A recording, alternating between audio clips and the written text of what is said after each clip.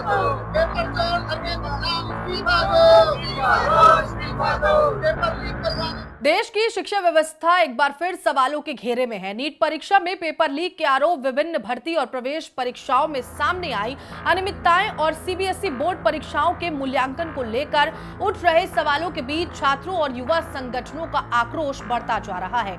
इसी कड़ी में देहरादून के गांधी पार्क में युवाओं और सामाजिक कार्यकर्ताओं ने प्रदर्शन कर केंद्रीय शिक्षा मंत्री धर्मेंद्र प्रधान के इस्तीफे की मांग की।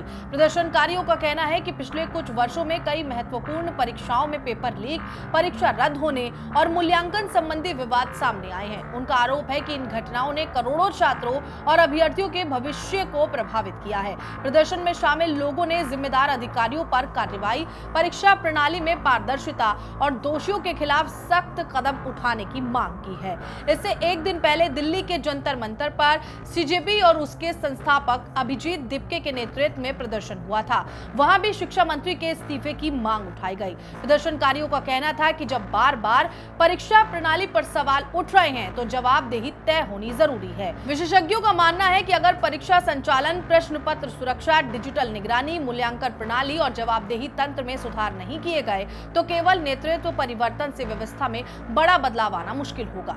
दूसरी ओर ऐसे आंदोलन का एक सकारात्मक प्रभाव ये भी होता है कि शिक्षा व्यवस्था से जुड़े मुद्दे राष्ट्रीय बहस का हिस्सा बनते हैं। इससे सरकार और संबंधित संस्थाओं पर सुधारात्मक कदम उठाने का दबाव पड़ता है। लेकिन यह भी उतना ही महत्वपूर्ण है कि आरोपों और मांगों की निष्पक्ष जांच हो और तथ्यों के आधार पर निर्णय लिए जाए। फिलहाल देश भर के लाखों छात्र और अभ्यर्थी यही चाहते हैं कि परीक्षा प्रणाली पूरी तरह पारदर्शी, निष्पक्ष और भरोसेमंद बने, क्योंकि किसी भी परीक्षा में गड़बड़ी केवल एक परीक्षा को प्रभावित नहीं करती बल्कि युवाओं के विश्वास, मेहनत और भविष्य पर सीधा असर डालती है। अब देखने वाली बात यह होगी कि सरकार इन मांगों और बढ़ते जन दबाव पर क्या रुख अपनाती है और शिक्षा व्यवस्था में भरोसा बहाल करने के लिए कौन से ठोस कदम उठाए जाते हैं। शायद ही कोई ऐसा एग्जाम होगा जो नीट और क्लीन होगा। आप देखिए कि नीट का एग्जाम होता है, उसमें गड़बड़ी होती है, सीयूईटी का एग्जाम होता है, उसमें धांधली होती है, और सीबीएसई बोर्ड के एग्जाम में भी तमाम तरह से गड़बड़ियां सामने आ रही हैं। ऐसे में इस देश का युवा, इस देश का छात्र बहुत हताश है, निराश है सिस्टम से। जो मेहनत करता है, दिन रात पढ़ाई लिखाई करता है, और जब उसे पता चलता है कि एग्जाम ही लीक हो गया है तो उसके सारे सपने चकनाचूर हो जाते हैं। तो हम ये मांग कर रहे हैं आज देहरादून से कि शिक्षा मंत्री को इस धांधलियों के लिए जिम्मेदारी लेते हुए, इस जो एग्जाम हुए हैं, इसकी जो गड़बड़ियां हुई है, इसकी नैतिक जिम्मेदारी लेते हुए उनको इस्तीफा देना चाहिए शिक्षा मंत्री के पद से। हमारी ये मुख्य तौर पे डिमांड है। और दूसरा हम ये भी कहना चाहते हैं कि हमारे देश के प्रधानमंत्री परीक्षा से पहले हमारे छात्रों से मन की बात करते हैं, उनसे परीक्षा पर चर्चा करते हैं, लेकिन जैसे ही एग्जाम में गड़बड़ियां सामने आती हैं वो कुछ भी नहीं कहते। वो अपने मुंह से एक शब्द तक निकालते हैं कि देश के युवाओं के भविष्य के लिए वो क्या सोचते हैं।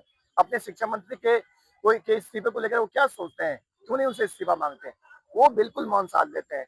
तो हम कहना चाहते हैं कि देश के प्रधानमंत्री इस विषय में कुछ बोले, इस सिस्टम को पारदर्शी बनाए। उत्तराखंड में भी युवाओं के आकांक्षाओं को, महत्वाकांक्षाओं को पूरी तरह से त्रस्त कर देता है। और अब नीट का पेपर लीक, जब धर्मेंद्र प्रधान एजुकेशन मिनिस्टर है, उनके ऊपर ये जिम्मेदारी है कि पेपर लीक ना हो, पेपर ठीक से हो, व्यवस्था ठीक से हो। तो एक के बाद एक दोबारा दोबारा अगर पेपर लीक हो रहा है और जो शिक्षा व्यवस्था उसे आउटसोर्स कर दिया गया है, तो ये सवाल बहुत सारे हैं। और उसके अलावा सीबीएसई का पेपर जो है, उसकी मार्किंग में जिस तरह की धांधलेबाजी दिखाई दे रही है कि आपने आउटसोर्स कर दिया और ठीक से पेपर नहीं करवा पा रहे, उसकी मार्किंग गलत तरीके से हो रही है, वो दिखाई दे रहा है। और 5 बच्चों ने अगर आत्महत्या की है तो उसकी जिम्मेदारी कौन लेगा अपने ऊपर। इसलिए पारदर्शिता और जिम्मेदारी तय करने के लिए, जवाबदेही तय करने के लिए धर्मेंद्र प्रधान से हम इस्तीफा मांग रहे हैं। आज जिस तरह से युवा सड़कों पे है और आप देख रहे हैं कि दिल्ली में किस तरह से सरकार बैकफुट पे है, क्योंकि जब कॉकरोच नाम से एक मीम बना, क्योंकि सीजेआई सूर्यकांत ने उन लोगों को जो सवाल उठाते हैं उनको तेलचट्टा बुला दिया, कॉकरोच बता दिया। तो आप देख रहे हैं कि बच्चे कितने आहत है, युवा कितने आहत है। हर साल करीबन 2 से ढाई करोड़ युवा 17 से 18 साल की उम्र में पहुंचता है। ये वोटर है, ये देश उनका है। इसी कारण से आज दिल्ली से देहरादून तक हर जगह आवाज उठ रही है।